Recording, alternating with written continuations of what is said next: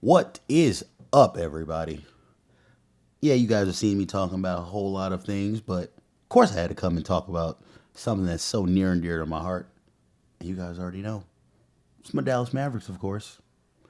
Sham Sharania has reported that guard Dennis Smith Jr. has agreed to a 1 year deal to return to the Dallas Mavericks.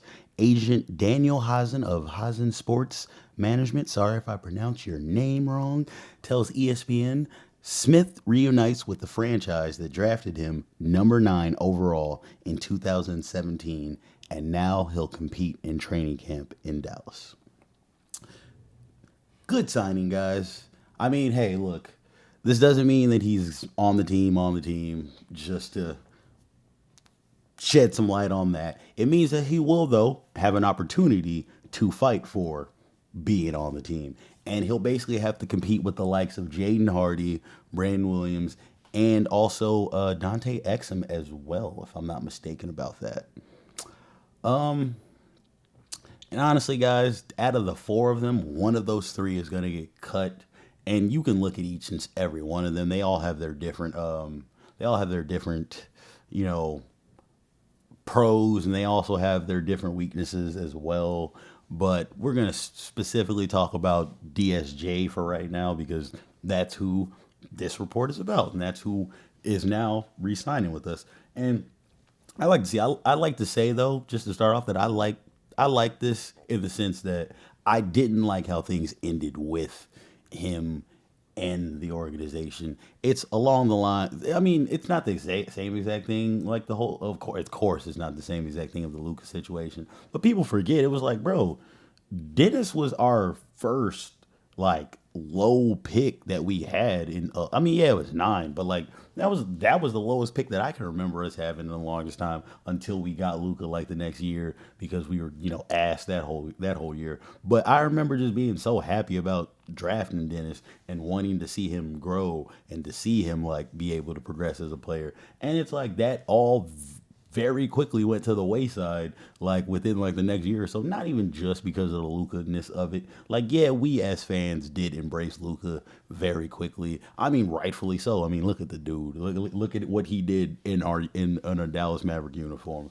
But at the same time, it's kind of like there was the whole beef that Dennis had with not even one that I don't even know if it was all from him, if it was from him, because I know it wasn't. I know a lot of it was from like Rick Carlisle, but the beef that he had with Rick Carlisle and kind of what that did, and honestly what that kind of like that turmoil between them, what that had on like as a result between Luca and Rick and like our team, like it's some things that like now we've all seen and we've got the reports about since, but at the time we all didn't really know that was what was happening. And looking back on it, I just feel bad for Dennis, like kind of going through that and dealing with that situation of it. And I mean, he since then has made a name for himself in the league as to being a great defender and to, being a hard worker. He always was one, but it's like he's understood, having been in the league and understood and like seeing, just to be honest, seeing his career not go to the lengths that he maybe always dreamed that it would go, or be in the positions that he would want to be in, like leading his own team and stuff like that. But he's still been able to be a man about the situation and understand how to be part of a team and to work and to give them all that he has to offer them.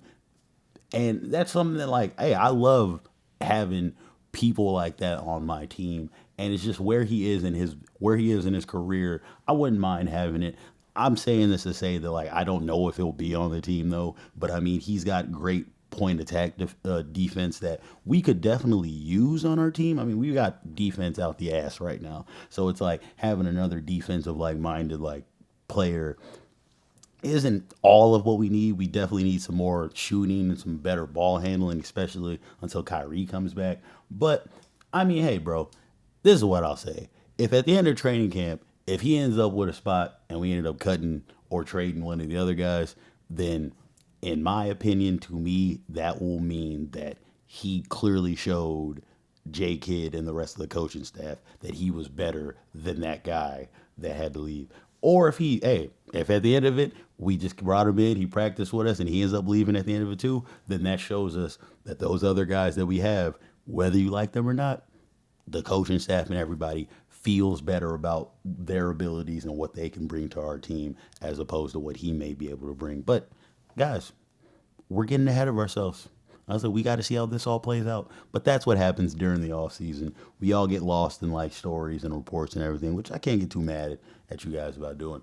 I do it myself, but I try not to spend too much time having to yap about or talk about every little thing that we see that happens during the off season because if we did, bro, we'd be talking literally all day, every single day.